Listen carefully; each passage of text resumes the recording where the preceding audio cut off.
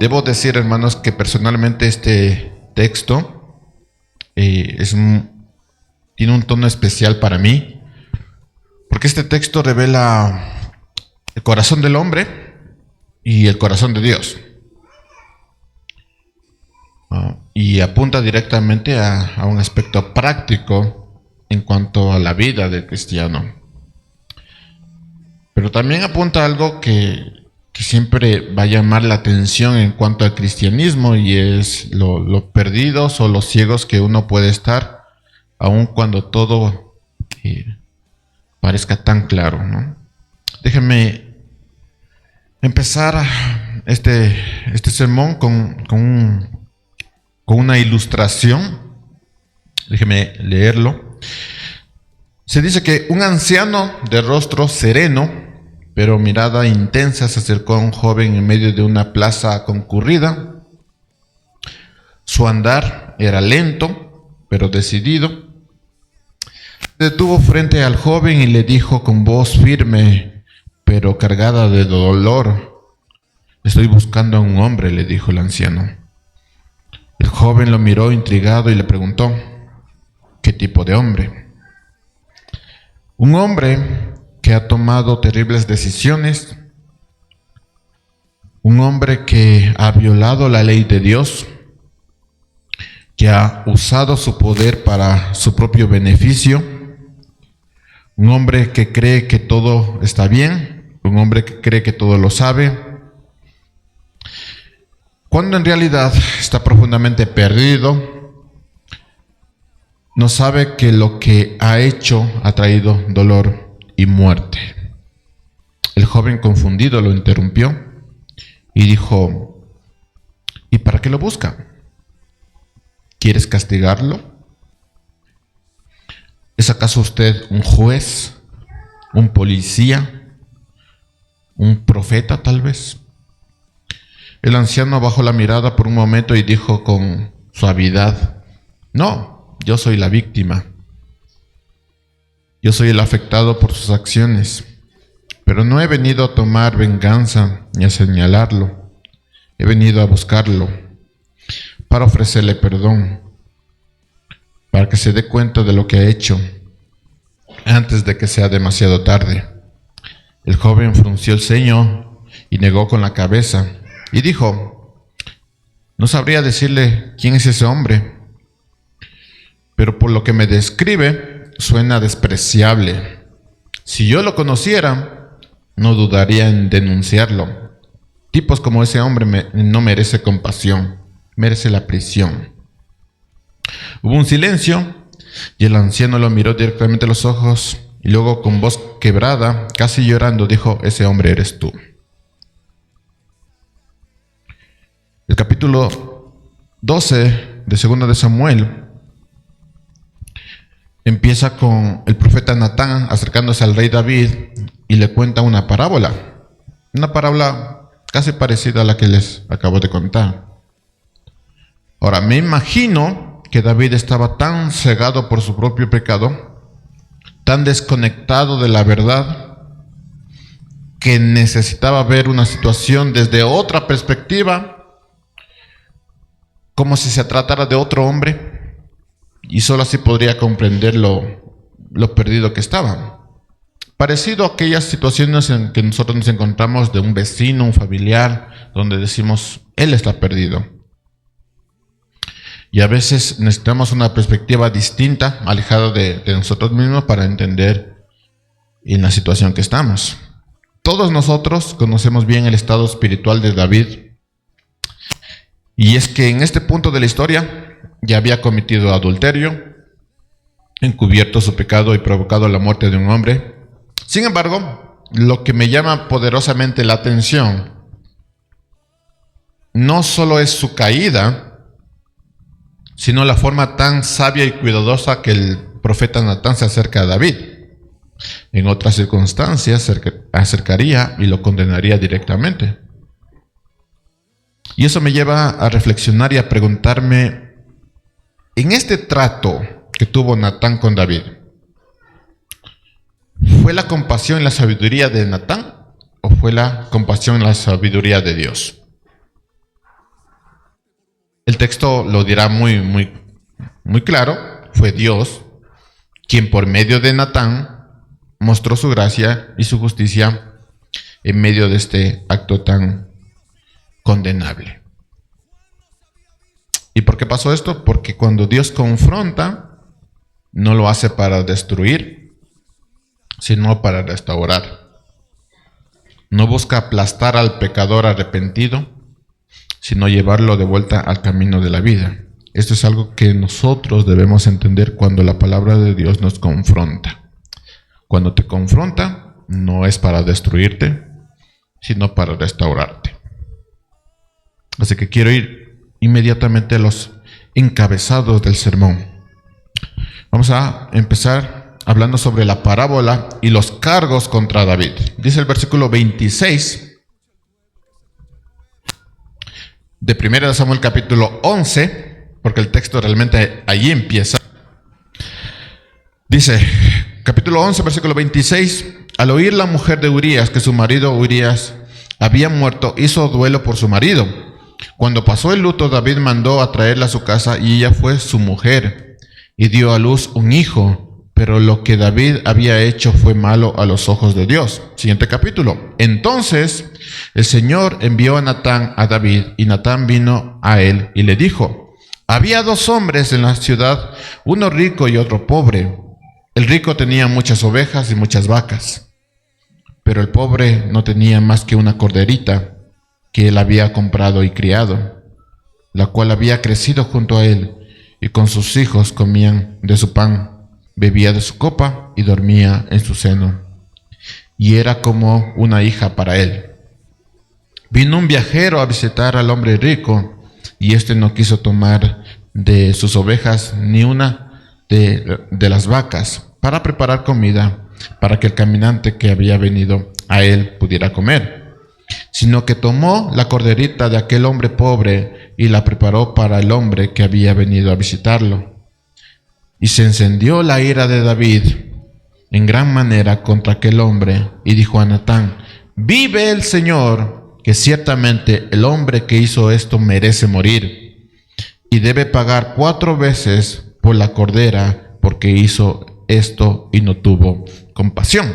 Ahora, si usted nota, rápidamente se enciende la ira de David. No hay ni una pausa, no hay una explicación. De una se enciende la ira de David al oír la parábola de Natán. Obviamente, David no sabía que era una parábola. Él pensaba que era una historia real, aunque sí fue real. Y David se enciende en ira. Sin darse cuenta, él está emitiendo un juicio usando el mismo estándar de la justicia de Dios, porque dice, viva el Señor, que esto tiene que pasar. Entonces él está dando un juicio, pero el juicio lo hizo contra él mismo. David, al juzgar al hombre, estaba pronunciando su propia sentencia. Entonces Natán le da un giro contundente a toda esta historia y le dice, versículo 7, entonces Natán dijo a David, tú eres aquel hombre. Así dice el Señor Dios de Israel, yo te ungí rey sobre Israel y te libré de la mano de Saúl. Yo también entregué a tu cuidado la casa de tu Señor y las mujeres de tu Señor, y te di la casa de Israel y de Judá. Y si eso hubiera sido poco, te hubiera añadido muchas cosas como estas. ¿Por qué has despreciado la palabra del Señor haciendo lo malo delante de sus ojos? Has matado a espada a Urías elitita, has tomado su mujer para que sea mujer tuya, y a él lo has matado con la espada de los amonitas.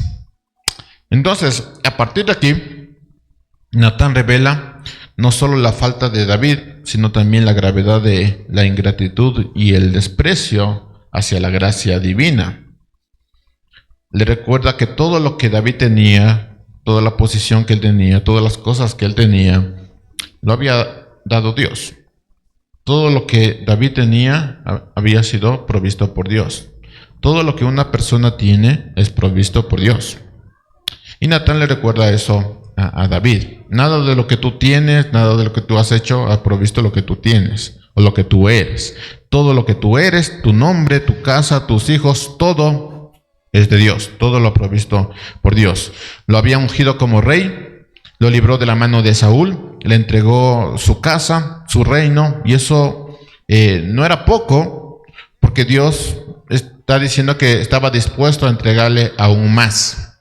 Pero David echó todo bajo tierra, despreciando la palabra del Señor. Si usted lee el versículo 9, Natán engloba todo el pecado de David en esta frase: despreciaste la palabra de Dios, haciendo lo malo delante de sus ojos. Ahora, Natán no enumera todos los pecados diciendo tú hiciste esto, aquello, sino que hace de todas esas listas una sola frase: despreciaste la palabra de Dios. Ahora, mis hermanos, esto nos lleva a una verdad importante en este punto, y es que podemos hablar de todas nuestras acciones equivocadas, una por una.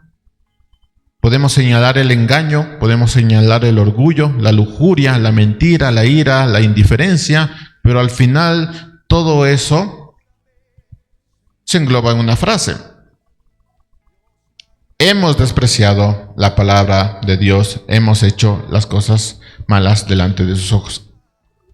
Podemos mencionar toda una lista, podemos escribir toda una lista, pero eso es lo que hemos hecho. Hemos despreciado la palabra de Dios haciendo lo malo delante de sus ojos. Y es lo que le dice Natán a David. Y aquí viene el punto número 2, la sentencia. Porque hasta el momento solo eran cargos. Aquí viene la sentencia. Después de que Natán expone el pecado de David, el juicio viene inmediatamente. Versículo 10. Ahora pues, la espada nunca se apartará de tu casa, porque has despreciado y has tomado la mujer de Urías elitita para que sea tu mujer. Así dice el Señor: por eso de tu misma casa levantaré el mal contra ti, y aún tomaré tus mujeres delante de tus ojos y las daré a tu compañero, y éste se acostará con tus mujeres a plena luz del día. Qué dato interesante, si pasó. Versículo 12. En verdad, tú lo hiciste en secreto, pero yo haré esto delante de todo Israel y a plena luz del día. Para aquellas personas que dicen que lo que pasa en el secreto se queda en lo secreto, pues no. Dios dice: tú lo hiciste en secreto, yo lo haré visible delante de todos. Ahora, qué sentencia más dura, ¿no? Qué peso tan amargo para David, después de haber, digamos, hecho todo bien, con algunos resbalones. Toma la decisión de tomar la esposa de otro hombre, y uno diría, bueno, fue un error, ¿no? Una decisión que podría ser perdonada, pero Dios le está dando una condena dura. Y aquí surge una pregunta importante: ¿acaso llamaremos a Dios injusto? Mis hermanos, muchas veces somos rápidos para señalar a Dios como si Él extendiera juicios injustos, decisiones injustas. Pero al contrario de eso, nosotros somos muy lentos en cuanto a reconocer nuestra condición espiritual. Somos rápidos para hablar a Dios diciendo que es injusto, que no tiene derecho, pero muy lentos para hablar de nuestra condición espiritual. Somos muy rápidos para condenar la acción de otras personas, pero muy lentos para hablar de nuestra propia condición. Ese es el corazón del ser humano. Nos cuesta aceptar que Dios es justo, porque hemos perdido el sentido de la gravedad del pecado. Como para nosotros el pecado no es tan grave, es un resbalón, es solo una decisión en medio de una vida recta, entonces lo que Dios enjuicia y da su veredicto, entonces no es justo. No es justo que yo me pase toda la vida haciendo bien las cosas, proveyendo para mi familia, y en un arrebato de locura cometa un error y se acabe todo. No es justo, Dios, porque yo he tenido una vida íntegra. No es justo. Ya vimos en 2 Samuel capítulo 6, cuando Usa cayó muerto por tocar el arca, y la primera reacción de un hombre pecador sería: ¡qué injusto! ¡Qué injusto! Pero Dios no puede ser injusto. Es un juez perfecto.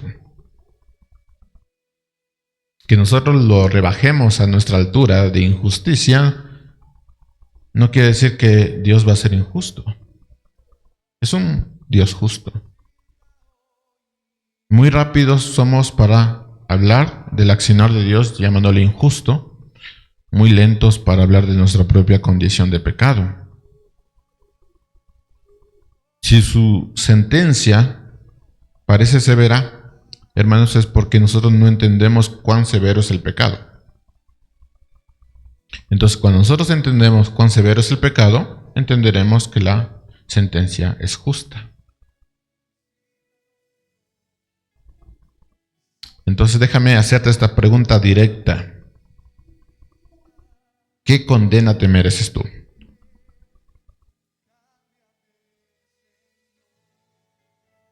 ¿Qué sentencia nos merecemos todos nosotros? Si Dios pudiera aplicar hoy la condena que nos merecemos, ¿nos atreveríamos a llamarlo injusto?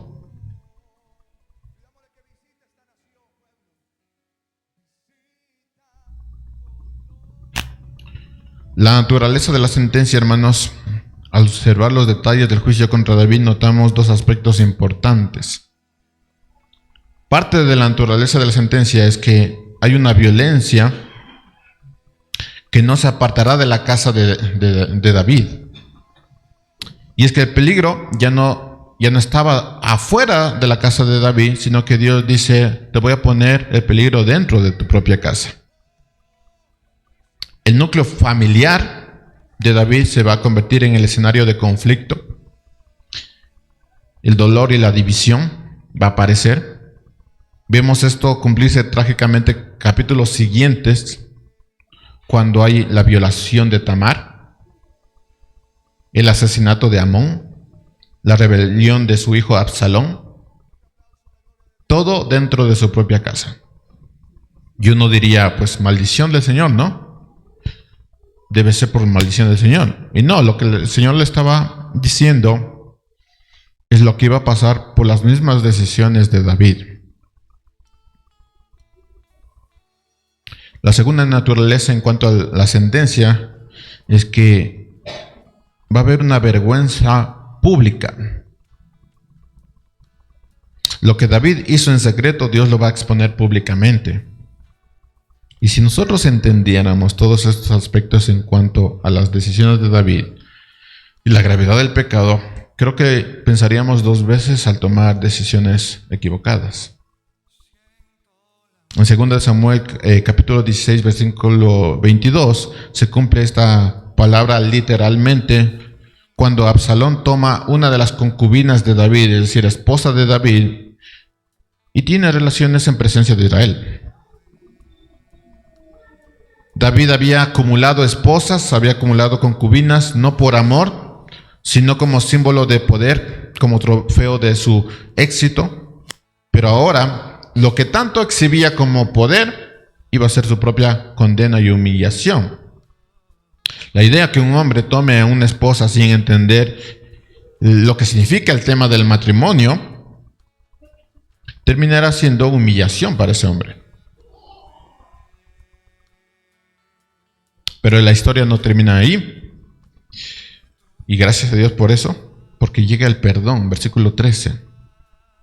Entonces David dijo a Natán: he pecado contra el Señor. Y Natán dijo a David: el Señor ha quitado tu pecado, no morirás.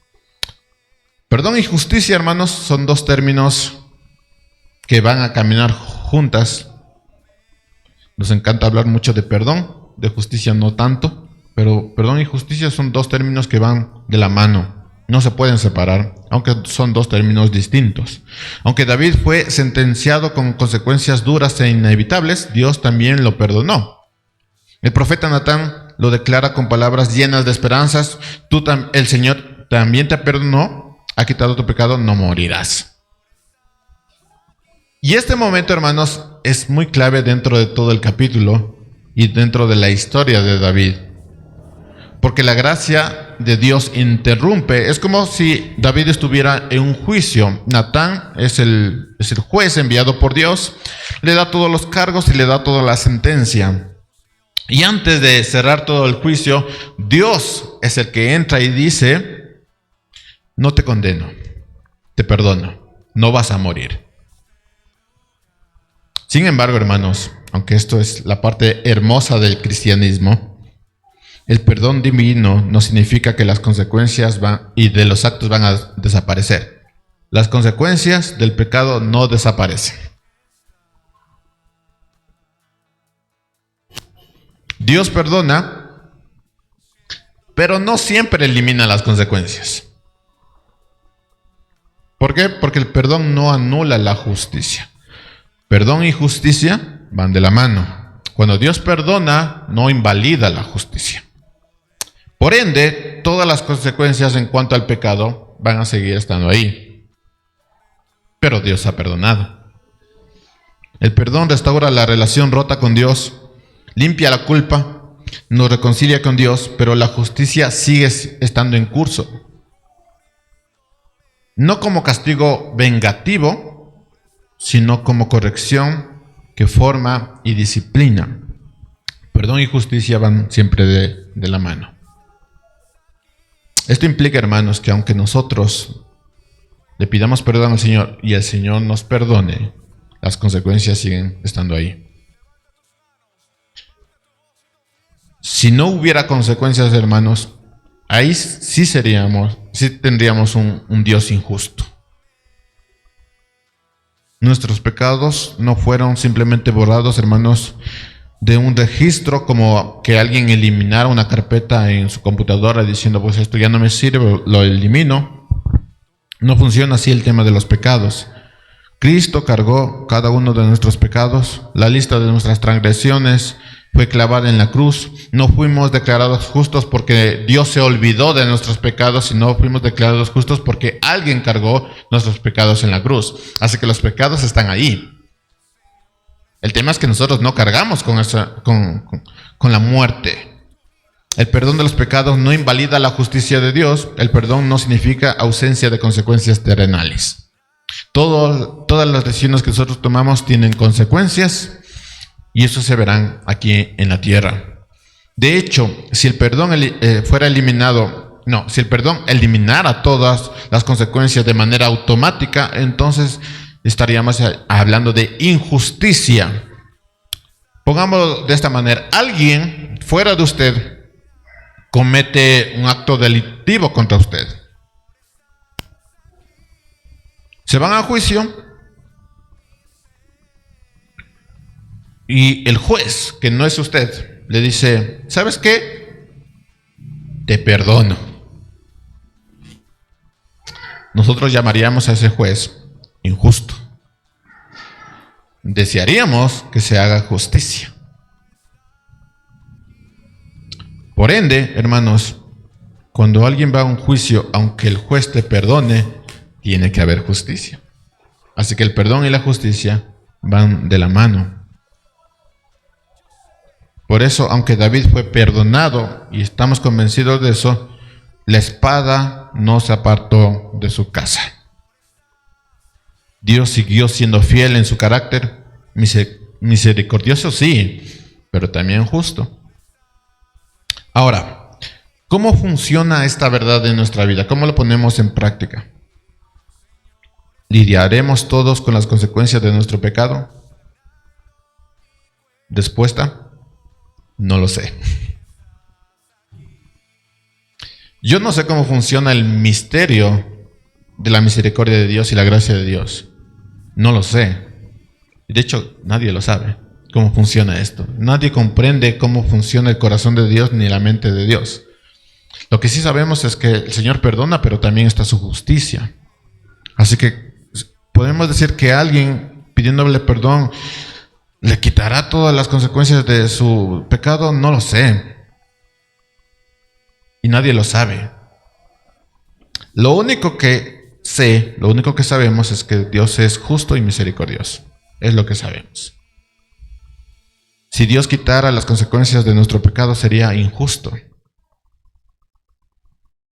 Pero ahí viene el tema de la gracia, el tema del amor. ¿Y cómo funciona eso? No lo sabemos. Por ende, deberíamos orar más al Señor, rendirnos más al Señor, porque si en algún caso Él quitara las consecuencias de nuestro pecado, es por amor suyo hacia nosotros, no porque nosotros no nos merezcamos. Si Él decide darnos una sentencia severa, también sería justo, también sería amoroso. Así que no lo sabemos cómo funciona el carácter de Dios en esos aspectos. Él es justo y Él sabrá tomar esa decisión. Tendremos a veces personas que vivieron una vida recta en términos humanos, cometieron un pecado y su vida se echó a perder. Pidieron perdón al Señor, el Señor les perdonó, pero su vida se echó a perder. ¿Diríamos que el Señor es injusto? No. Por otra parte también, alguien que vivió una vida completamente desastrosa, pide al Señor perdón y el Señor le perdona y su vida pues es la mejor del mundo. ¿Sería injusto? No. ¿Cómo funciona el tema? No lo sé. El Señor sigue siendo justo. Y así son las cosas. No sabemos cómo funciona. Esto lo que acabo de decir, hermanos, es una advertencia porque nosotros no sabemos cómo funcionan las cosas. Entonces decir que el Señor perdona y nos quita todas las consecuencias, tú no lo sabes, nadie lo sabe. Así que jugar con esto no es sabiduría, porque sabemos algo y Él es justo, Dios es justo. Así que jugar con esto de que Dios me perdona y se acabó todo, no funciona así. Los pecados no se borran, hermanos. Como hablamos la semana pasada, hay una mancha en el historial de vida. Y lo que esa mancha en el historial de vida nos dice, hermanos, es que los pecados en sí mismos no se borran. Alguien los carga, sí, pero borrarse no. ¿Y cómo funciona eso para nosotros? Si tú tienes una mancha en el historial de vida, eso te lleva a santidad. Porque tú piensas, yo no voy a regresar a lo que era antes. No voy a hacer eso. Y eso te lleva a santidad. Y dato interesante, eso es obra solamente de Dios. ¿Cómo funciona? No lo sé. Versículo 13. Entonces David dijo a Natán, he pecado contra el Señor. Y Natán dijo a David, el Señor ha quitado tu pecado, no morirás. Y si usted nota, es muy rápido cómo funciona la cosa. No hay llanto, no hay quebrantamiento, no hay desesperación. Es, Señor, yo he pecado contra ti. Y Natán dijo, el Señor te ha quitado tu pecado. Es súper rápido esto. ¿Cómo funciona el tema? ¿Deberíamos hacerlo así? No funciona así el tema. Habla de un arrepentimiento genuino, que a veces no tiene nada que ver con llorar, ni tirarse al piso, ni semanas de ayuno y de oración. El arrepentimiento genuino no tiene una regla específica. Entonces David dijo a Natán, he pecado contra el Señor. Y Natán dijo a David, el Señor ha quitado tu pecado, no morirás. Sin embargo, dice, por cuanto con este hecho has dado ocasión de blasfemar a los enemigos del Señor, ciertamente morirá el niño que te ha nacido.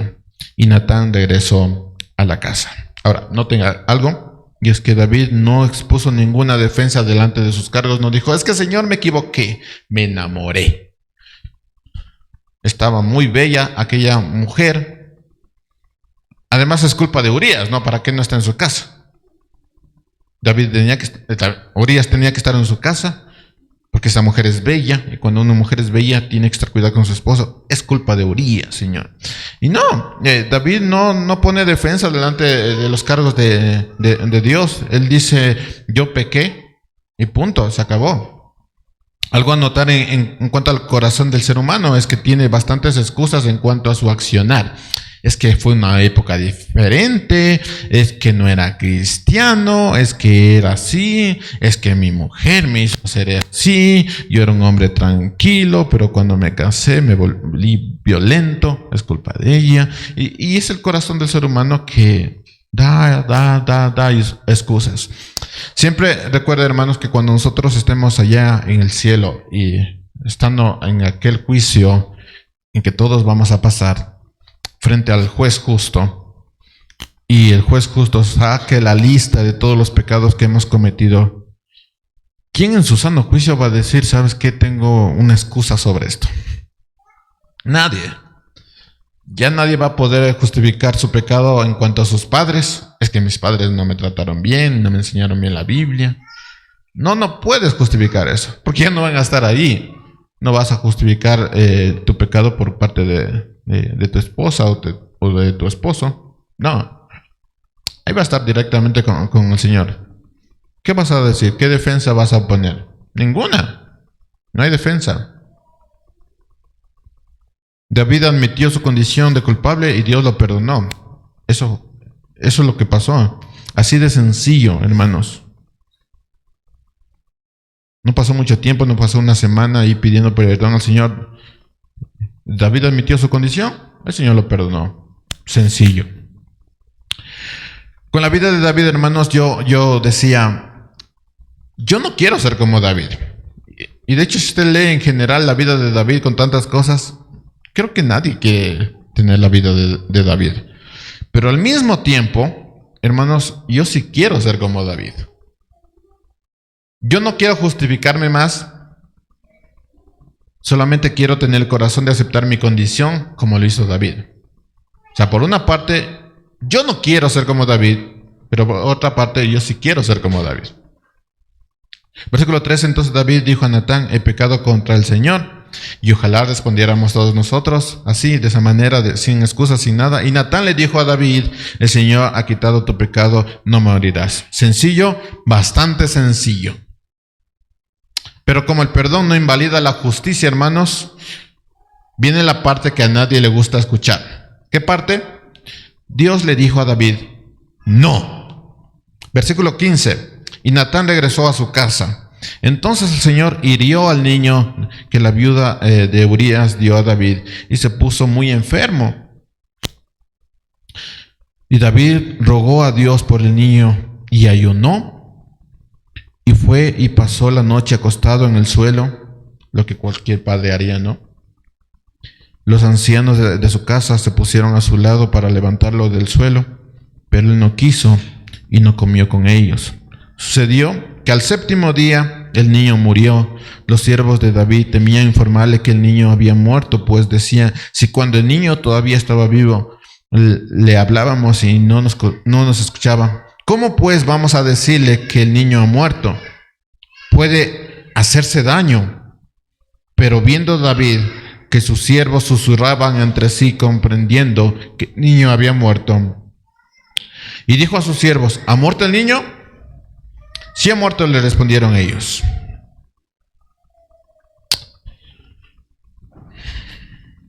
Dios le había ya advertido a David de lo que iba a suceder. Le había dicho, tú no vas a morir por tu pecado, pero ¿sabes quién va a morir? Tu hijo. Y así sucedió. ¿Es injusto?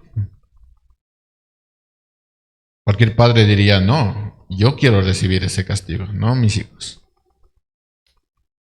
¿Es injusto Dios? No. El Señor envió una enfermedad al niño y David, movido por el amor de un padre y por la esperanza de la misericordia divina, ayunó, oró, se postró delante del Señor, pero como Dios dijo, tú no vas a morir, pero el niño sí, eso sucedió. ¿Injusto? No. Que nosotros no lo comprendamos es una cosa, pero eso solo habla de la desconexión que nosotros tenemos en cuanto a la justicia de Dios. A veces queremos rebajarle a Dios a nuestra perspectiva y decir, ¿cómo vamos a quitarle la vida a un niño por el pecado de un padre? Qué injusto, ¿no? Pero no, Dios no puede ser injusto. No es parte de su naturaleza. Ahora, ¿por qué la sentencia es tan dura? ¿Por qué la vida de un niño es quitada por el pecado de David? La causa ya había sido explicada a través del profeta Natán. En el versículo 14, ustedes van a notar la causa. Por cuanto con este hecho has dado ocasión de blasfemar a los enemigos del Señor, ciertamente morirá el niño que te ha nacido. ¿Qué había hecho David con su acto? Había blasfemado contra Dios. ¿Qué hace un cristiano cuando no se comporta como cristiano? Blasfema contra el Señor. Ahora, tengan en cuenta esto. Esto es una verdad importante para nosotros. Dios se toma muy en serio su vida. Tanto es así, hermanos, que se toma muy en serio su nombre en nuestra vida. Cuando el Señor es blasfemado por nuestra vida, Él se toma muy, muy en serio. Así que cualquier acto que nosotros hagamos y que blasfeme el nombre de Dios, Dios se va a tomar muy en serio eso. Que un cristiano no se comporte como un cristiano y que eso blasfeme el nombre de Dios, Dios se toma muy, muy en serio. Eso no es un asunto de lo que pasa afuera, bueno, ahí me comporto, pero lo que pasa adentro, no hay problema, ¿no? Dios se toma muy en serio cuando blasfemamos delante de Dios con cualquier acto. Así que no pretendo dar respuestas fáciles sobre este pasaje, hermanos. La tensión entre la justicia de Dios y la misericordia a veces nos deja sin palabras. ¿Cómo es que pasa esto? No lo entendemos. Y lo confieso, hermanos, con humildad. Desde mi postura como padre, el texto es difícil de leer, de comprender, de aceptarlo. Es muy difícil. Y por eso, hermanos, yo oro diciéndole al Señor, dame un corazón como el de David para aceptar que tú eres justo. ¿Cuál es la verdad? Esta es la verdad. Dios se toma muy en serio el pecado de David. Dios se toma muy en serio nuestro pecado. ¿Tú crees que ya eres una persona diferente? No, tu pecado todavía está ahí, en la lista. No se borró eso.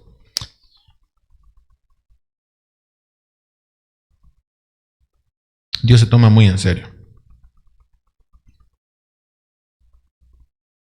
Al final de los tiempos, cuando estemos delante del Señor, no va a tomar en cuenta ese pecado por Cristo, pero sigue estando ahí. Así que no se borró.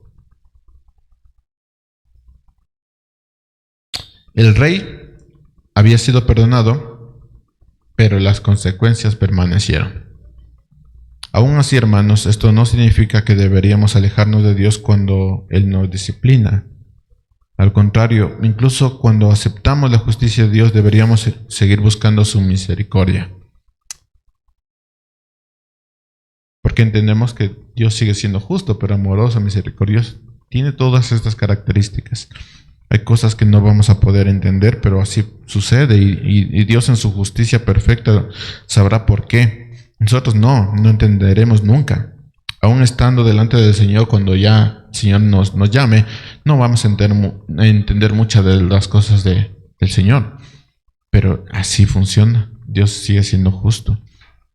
Cuando una persona, esto les hablaba la semana pasada, cuando una persona dice, yo hice esto, yo pasé por esto, yo tuve problemas en el matrimonio, yo tuve divorcios, tuve problemas con los hijos, y después se presenta delante de una persona diciendo, no, el Señor me limpió, me restauró el matrimonio, pero lo que sucede dentro de ti, en cuanto a murmuración, crítica, en cuanto a una entrega falsa al servicio al Señor, Cuando tú dices, no, el Señor sostuvo mi familia, pero después no me importa hacer cualquier cosa para sostener a mi familia. No me importa que el Señor diga, sabes que yo te voy a sostener, tú debes hacer lo que yo te estoy mandando. No te preocupes, hazlo. Ya te mostré cuando te sostuve cuando estabas en problemas. Ya te mostré eso. Ahora tú ve, habla de mí. Pero tú dices, no, eso es difícil porque yo ya no quiero pasar por eso. Tú niegas completamente la obra del Señor. Cuando tú tienes una mancha en tu historial y después te presentas como cristiano, pero no intentas hacer nada delante del Señor, tú tienes un problema. Y es que no estás tomando en serio el pecado. Nuestra mancha en el historial solo nos lleva a santidad, a nada más. En Cristo nos lleva a eso. Entonces, cuando una persona ha pasado momentos difíciles y Dios lo sostuvo, la lógica nos dice que esa persona va a entregarse por completo a Dios, en tiempo, esfuerzo, recursos, porque todo es del Señor. Pero cuando el Señor te sostuvo y después te dice, ¿sabes qué? Quiero que vayas, quiero que sirvas. Tú dices, no tengo tiempo, Señor. Y aún así te atreves a hablar del testimonio delante del Señor, tú tienes un problema. Eso se llama injusticia. La persona con más manchas son la persona que más sirve. Lo que quiere decir que la persona que no sirve al Señor, que no hace nada delante del Señor, no tiene manchas. Y eso es un absurdo.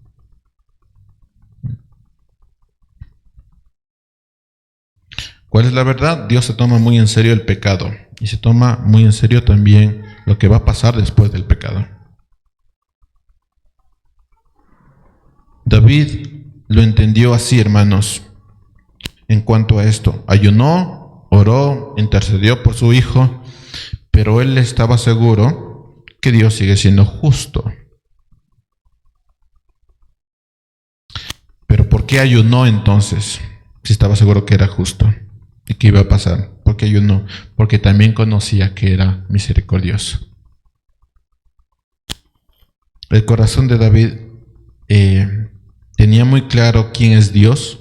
Sabía que el mismo Dios que juzga con justicia también responde con gracia. Y aunque la respuesta de Dios fue un no, porque él se pasó toda la noche orando al Señor y Dios le dijo no, siguió amando a Dios. Por eso les decía, hermanos, que por un lado no quisiera ser como David, pero por otro lado sí quisiera ser como David. Tener esta oración a Dios, este ruego a Dios, entendiendo que Él sigue siendo justo, pero también misericordioso, y no separar esas dos cosas. Ese es el corazón de David.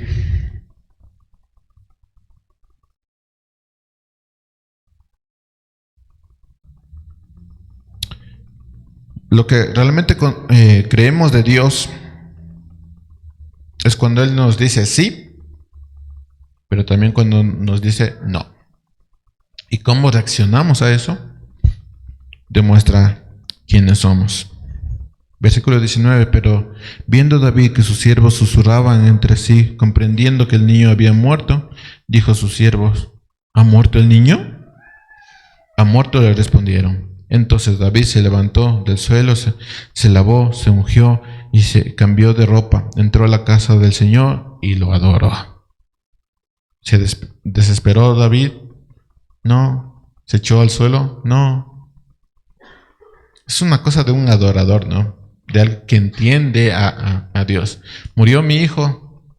Ok, Dios, el Señor dijo que iba a pasar así y así sucedió. Entonces, adorarlo, ¿no? Después vino a su casa y cuando pidió le pusieron comida delante de él y comió. Así que sus siervos le dijeron, ¿qué es esto que ha hecho? Y también dirán los inconversos o los que están alrededor de nosotros, pero ¿cómo puede estar adorando al Señor si Dios ha sido injusto, no? Si es injusto en la tierra, ¿cómo es posible que deje morir a gente con hambre? ¿Cómo es posible? Y sigues adorando a ese Dios. No lo entendía. ¿Qué es esto que has hecho? Mientras el niño vivía, usted ayunaba y lloraba, pero cuando el niño murió, se levantó y comió. Y él respondió: mientras el niño aún vivía, yo ayunaba y lloraba, pues me decía, ¿quién sabe? Ahí rogándole la misericordia de Dios, aún teniendo en cuenta la justicia. ¿Quién sabe si el Señor tendrá compasión de mí y el niño viva? ¿Quién sabe? ¿Por qué? Porque no sabemos cómo funciona el corazón de Dios. No sabemos cómo funciona su misericordia. Así que quién sabe, dice David, si así funciona en esta ocasión. Quién sabe, y por eso oro y ayuno y pido por mis hijos. Quién sabe que tenga misericordia de mis hijos, aquellos que no tienen ninguna relación con Dios. ¿Quién sabe si tenga misericordia de mis hijos? ¿Quién sabe? Pero ahora que ha muerto, ¿por qué he de ayunar? Cuando ya se cumplió, dijo, ya sé la respuesta. ¿Podría ser que vuelva? Yo iré a él, dice David, pero él no volverá a mí. David no solamente aceptó la voluntad de Dios, hermanos, sino que se rindió a ella en adoración. No fue solamente lo acepto, sino adoró, se rindió a su voluntad. Y cuando sus siervos le preguntaron por qué, él respondió con madurez y fe. David dijo, pues quién sabe, porque yo no sé cómo funciona el corazón de Dios. Sé que es justo, sé que es misericordioso, pero no sé cómo funciona esto. Así que mientras tenía la oportunidad, rogué al Señor por misericordia, sin quitar la justicia. Pero ahora que ha muerto, ¿por qué voy a ayunar? ¿Por qué voy a llorar? Si el Señor ha sido justo. David había aceptado cualquier resultado desde el principio. Y esto habíamos conversado en alguna ocasión con mi esposa en cuanto a tener hijos, cuando no había.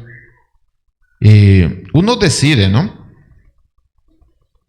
Pero siempre estaba presente la idea de, ¿y si no? ¿Acusaremos a Dios por ser injusto? No sabemos cómo iba a funcionar el asunto. Al final el Señor dijo, sí, pero si hubiera dicho no, ¿le diríamos injusto? ¿Eres, Señor? Por eso no deberíamos ser como David, pero al mismo tiempo sí deberíamos ser como David, porque él aceptó los resultados cualquiera que fuera. Él sabía que no podía manipular a Dios, pero podía clamar por su misericordia. Y una vez que la voluntad de Dios fue manifiesta, la abrazó con reverencia y dijo, así fue, y así la adoraré. ¿Es fácil vivir así? No. Y yo estoy seguro, hermanos, que no es fácil aceptar la voluntad de Dios. Pero estoy seguro que cuando pasan este tipo de sucesos difíciles, es cuando nosotros vemos cuál es nuestro verdadero corazón en cuanto a quién es Dios. Por eso, mis hermanos, sí les animo, si aún nos cuesta aceptar los designios de Dios, no lo veamos como un fracaso, sino veamos como una oportunidad de seguir creciendo. Aún nos falta, hermanos.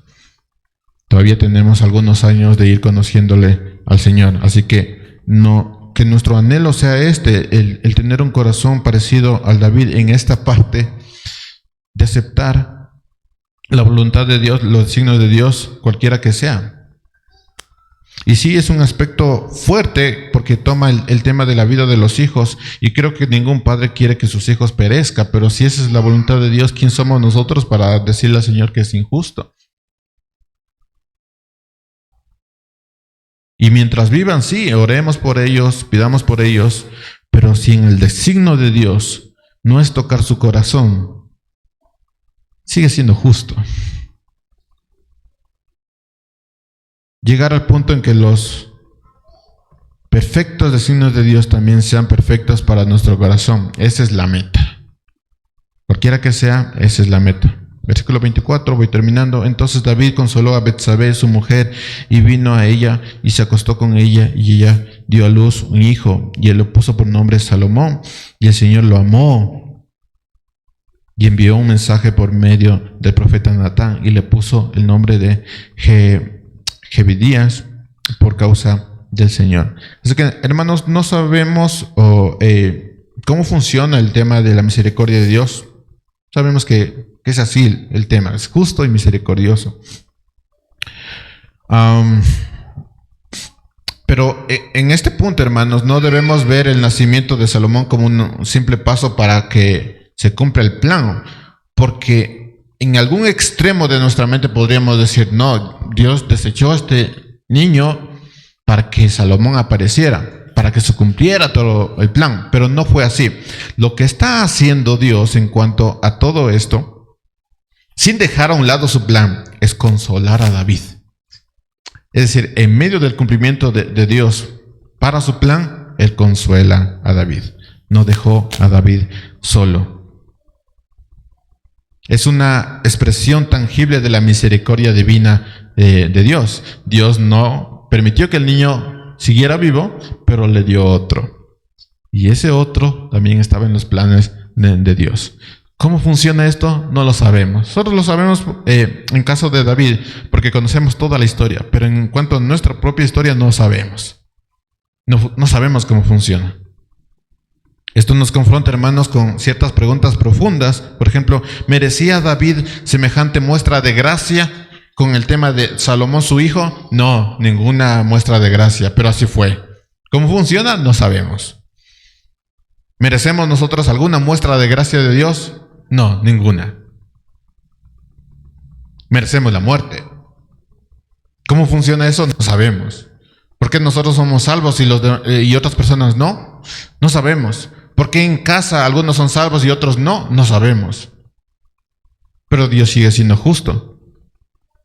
David no tenía forma de pagar lo que había hecho. De hecho, en la ley del pacto, la ley que él seguía, el adulterio y el asesinato no tenían sacrificio expiatorio. Es decir, él no podía entregar un sacrificio delante del Señor. No había nada que podía hacer David. Cuando Natán le dice, tú eres ese hombre, porque David dice, no, hay que matar a ese hombre, porque él sabía el tema del pacto. En cuanto a la ley, sabía que al hacer esto, este hombre se merecía la muerte en cuanto al pacto de la ley. Natán le dice, tú eres ese hombre. Así que David no podía expiar sus pecados en cuanto a sacrificio. No había forma de que David viviera. No había sacrificio para el adulterio ni el asesinato. David tenía que morir. Esos pecados, según la ley, merecían la muerte. Más adelante en el Nuevo Testamento dirá, la paga del pecado es muerte. No hay nada que nosotros podamos hacer. No hay ya sacrificio que nosotros podamos hacer. Podríamos decir, vamos a vivir una vida recta delante del Señor porque pequé. No hay más sacrificio. No podemos hacer nada más. No hay nada que podamos entregarle al Señor. David tenía que haber muerto. Entonces, ¿cómo es posible que David fuera perdonado? Cristo murió por él. Al no haber ningún sacrificio que pudiera darle vida o permanecer vivo, la única respuesta es que Cristo murió por él. Dios estaba apelando a la muerte de Cristo para salvar a David. El perdón que recibió no fue barato, hermanos, porque el pecado no se borró. Está ahí. Es parte del historial de David. Pero anticipadamente ya nos estaba dando cómo iba a funcionar la gracia de Dios. Así que, así como tú, así como yo, David fue salvo por gracia por medio del sacrificio perfecto de Cristo. Nosotros no tenemos forma de salvarnos. No hay forma de decir, cometí un error, voy a ser el mejor esposo posible para reparar el error. No hay forma. Merecemos la muerte. Así que la única forma en que nosotros todavía estemos vivos, tengamos a nuestra familia y podamos orar por ellos, rogar por ellos, es que Cristo murió por nosotros, y esa es la verdad. ¿Viviremos entonces fuera de la ley, buscando nuestro propio beneficio? Eso es un absurdo. Diremos, el Señor guardó mi familia, pero no voy a servirlo. Ya cuando sea viejito ahí, cuando tenga tiempo, lo voy a servir. Esto es un absurdo. Porque no podemos entregar nada. Deberíamos morir. Capítulo 12 de 2 de Samuel comienza con una parábola. La historia es sencilla, fácil de entender, pero cargada de una verdad. David no entendía cuál era la situación y es posible que usted no entienda la situación en que se encuentra. Si nos vamos a la parábola podemos decir, ay, que este David tan iluso, ¿no? Natán le está diciendo una parábola para que lo entienda. ¿Por qué no le entiende? Bueno, la misma situación con nosotros. Ese hombre, esa mujer, eres tú, soy yo. Así de absurdo es el pecado. No, pero ya me perdonó, pero... No, así de absurdo es el pecado. David escucha el relato y dice, no, ese relato es para otra persona. Es otra persona. Natán le dice, no, ese eres tú. Tú deberías morir. David no tenía forma de escapar, había pecado delante del Señor. Había abusado de su poder. Había dicho, yo tengo este poder. Y lo que causó fue que se condenara a sí mismo. Sin embargo, en medio de la sentencia de este juicio, Dios interrumpe el juicio y dice, no vas a morir porque yo te perdono. Yo soy el ofendido, dice el Señor. Yo te perdono, no vas a morir. Mis hermanos, el capítulo que nos encontramos en el capítulo 12, no es solo una historia de David, también es una parábola para nosotros, porque nosotros somos ese David. Nosotros deberíamos morir. Tú y yo somos ese hombre, usted es esa mujer, deberíamos morir. Pero Cristo interrumpió el veredicto y dijo, no, yo cargo con ese pecado. ¿Viviremos entonces sin hacer la voluntad de Dios, buscando nuestro propio beneficio y comodidad? Eso sigue siendo un absurdo, es desechar la obra del Señor, es avergonzar la obra del Señor. Tendremos palabras para los hijos diciendo, ¿sabes qué? Tienes que servir al Señor, tienes que buscar servirlo porque el Señor ha sido bueno, mira dónde estás, mientras que tú estás desperdiciando tu vida cuando el Señor te dijo, haz esto. No hay palabras. ¿Cómo podríamos hacer eso delante de los hijos? Pero hijos, yo ruego por ustedes, lloro por ustedes, pero tienes una vida completamente separada a la realidad. Vives una vida en lo absurdo. Pero Dios en su gracia también interrumpió nuestro juicio y dijo, no ignoro tu pecado, voy a cargar con tu pecado. No somos salvos porque hayamos hecho algo al respecto. Somos salvos porque Cristo llevó la culpa de nuestro pecado. Somos perdonados porque el Cordero fue sacrificado en lugar de nosotros. Y por eso este capítulo no termina con la condena, sino con consuelo. No termina con muerte, sino con esperanza. El Dios que confronta también restaura. El Dios que juzga también sana. El Dios que dice, tú eres ese hombre, tú eres esa mujer que tenía que morir, también dice, tú has sido perdonado, tú eres mi hijo. Así que a ti, que aún no has venido a Cristo, aún sabiendo muchas cosas de Cristo, tú eres ese hombre, tú eres esa mujer, y no huyas a la verdad. Ve con Dios, pídele perdón, ten una vida distinta. Y a ti, hermano creyente, quizás has pecado, quizás has fallado, tienes una mancha en tu historial, todos lo tenemos. El perdón no quita esa mancha. Seguiremos hablando de esa mancha hasta llegar a la presencia del Señor, eso no se quita. Pero no olvides esto, esa mancha no determina el final. Cristo sí. Nada está por encima de la voluntad de Dios, y su voluntad siempre va a ser buena, y roguemos al Señor tener ese corazón de David. Quiero terminar con esta ilustración, hermanos. Se cuenta la historia de un joven que fue arrestado por conducir ebrio y causar un accidente. Fue llevado delante del juez, y cuando el acusado entró al tribunal, todos quedaron en silencio, porque aquel joven era el hijo del mismo juez que lo iba a condenar.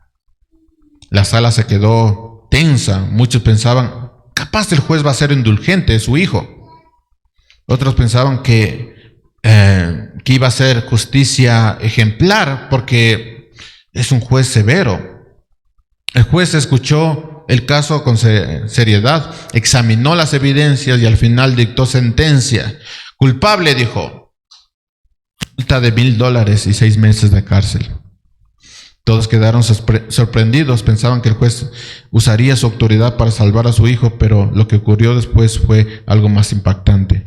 El juez se levantó de la silla, se quitó la toga, bajó al estrado, sacó su chequera y dijo, yo pago la multa de mi hijo, yo voy a la cárcel. ¿Por qué lo hizo? Porque como juez no podía ignorar la ley, pero como padre no podía dejar de amar a su hijo. Ese es nuestro Dios. Eso es lo que hizo con nosotros. ¿Viviremos nosotros cometiendo errores todavía?